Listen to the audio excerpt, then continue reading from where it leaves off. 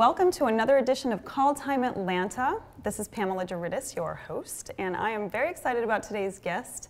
I have with me IronE Singleton, and he is known for his roles in The Blind Side with Sandra Bullock, The Hungry Rabbit Jumps with Nicolas Cage, and The Lottery Ticket with Bow Wow and Ice Cube, and he is a current cast member of The Walking Dead.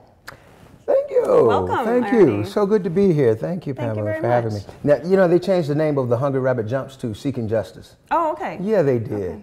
Took Great. a while for the theatrical release. So tell me what you're working on now. You're on The Walking Dead. I'm on The Walking Dead as T-Dog, one of the survivors, part of the group running from the zombies.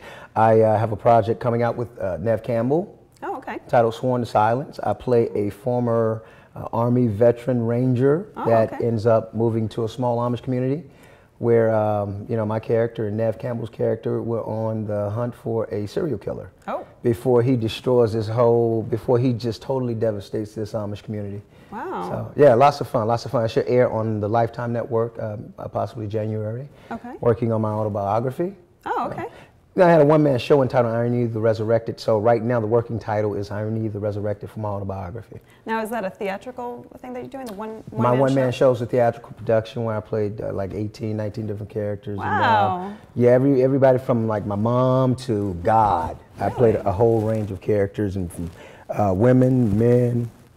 It was lots of fun. Huh. Lots of fun. Now, where was that? At the 14th Street Playhouse. Okay. Oh, man. Now, is that still running or is it done? No, you know what happened? As soon as I did it, Pamela, it's like the door just opened up. Like other opportunities started coming. Right. And I think that's what I needed to do in order for other opportunities to come, because for years God told me to, and when I say God, some people, you know, it's more of like this, there's everything, this positive energy in the world, because some people can't cope with the idea of there being a God. But God is everything. God is everywhere, you know, wherever we go. But, you know, God told me at the beginning to, when I graduated from college, tell your story, tell your story. Sure.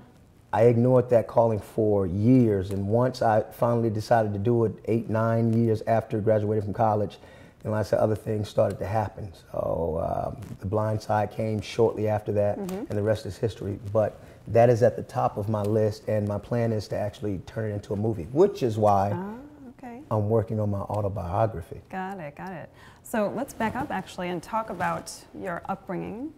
Your mother died from AIDS when you were in high school, correct? Correct. Senior year. And I read in your bio that your brother was also incarcerated for a long time. So, He was in and out. The most at one time was probably a year, okay. but in and out for 15, 20 years. Now, did you have other people around that helped you out, or was it just you were on your own, or how did that affect you? Everything. Well, of course, like again, on an ontological level, I mean, God is the almighty force of my life. But in the worldly sense, you know, a lot of people were placed in my life, whether they served as negative influences or positive influences. I used what I could as a positive. Right. Even the negative, I said, okay, that's not how I should be. You know, even if I behaved that way for a short time, like, you know, selling drugs, or, you know, carrying a pistol, running the streets, messing around, different women, being sexually promiscuous, you know, all that stuff I learned from that. You know, all of my experiences have contributed to creating the person I am today. But my uncle, just to be more specific, my uncle was that father figure for me, and he taught me how to survive the streets because he lived that life before I did. And so he taught me the rules of the street, you know, how to not get yourself killed. Right. And so he was major for me. Of course, you know, all my family members, my grandmother, she's the matriarch of the family, so she's the one that had the good home cooked meals. A lot of people in that environment, a lot of people come to our home to eat because she cooked like for everybody. She would cook meals that would last forever. Nice.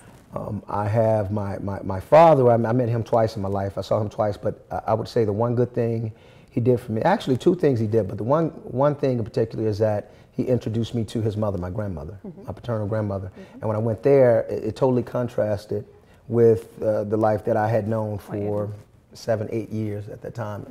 And it opened me up, broadened my perspective, made me aspire to do more, be more in life. So it sounds like you had started to go down a really destructive path, but the turning point was when you met your grandmother? Or is it sooner than that? That was one of them, but I would say the major turning point was when my mother died. Oh, okay. When I was 18. But that started me on a path of being able to I guess being able to experience something else, to know that I had choices. Right. Before I met my grandmother, I didn't know I had a choice. I knew fighting, screaming, cursing, you know, shooting. I knew all of the negative stuff, you know, so many negative, good stuff too, but for the most part, you laugh to keep from crying in the hood. Right. But, you know, I knew a lot of the negative stuff. Right. So, but what were we saying? I'm sorry. That's the yogurt getting to me right now. But that's the sugar rush that's getting to me. I already had a lot of sugar before I came here. Yes, I did. So I'm trying to downplay it a little bit. But I knew a lot of the negative stuff. And but when I met my grandmother, then it told me that, well, hey, you have choices. So you could actually be something other than a drug dealer. Right. You know, you can go places other than to jail or to the grave early. And you know, so I met you at the GPP fundraiser recently, and from the moment I met you, you struck me as a very positive person. I would never think this is a man who's seen such a hard life early in life. Yeah, thank you. So you obviously have worked hard to get where you are, and it shows. And it shows. You exude a positiveness. Oh, thank you, thank you.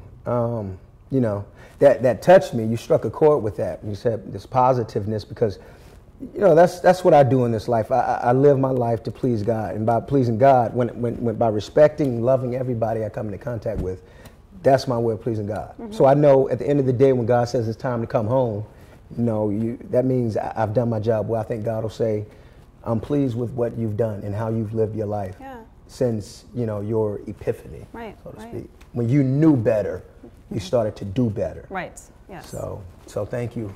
Oh, you're welcome. I think that's a challenge with most people, is that they're not doing bad things necessarily because they want to. You know, there are people like that, but a lot of it is just being informed about what is possible. That's it. Yeah. That's it. But when you've only seen negativity, pretty much for the most part, that becomes part of your existence. Right.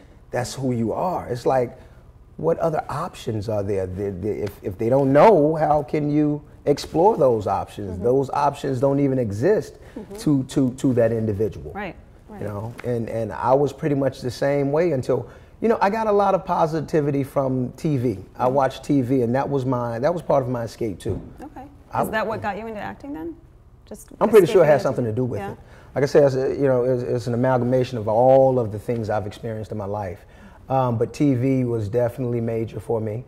And my aunt on my father's side, my father's sister, she entered me, she put me into a bounty program with her son, my cousin. And that was when I got my first exposure to theater. And I did Shakespeare's Romeo and Juliet. Nice. And yeah, and I went there with kids from affluent backgrounds. And here I am, the one from the projects. And when I did Shakespeare, it seemed like I equal to everybody else, if not better than others. And I was like, wow, I'm pretty, you know, I was always a pretty good reader, just kind of picked up on it. And I was like, wow, I'm good. Maybe I could do something with this. Because, you know, I had low self-esteem. I only compared myself to other kids in the projects that weren't well off and, you know, poverty-stricken or whatever. But when I saw these kids, the kids that ended up probably going to the Padeas and the Westminsters and so on and so forth, I said, man, I can actually compete. So it gave me a confidence that I never had. Right. I was around 10 and 11, so. That would be another thing that helped you move towards a more positive path in life. It was very positive for me.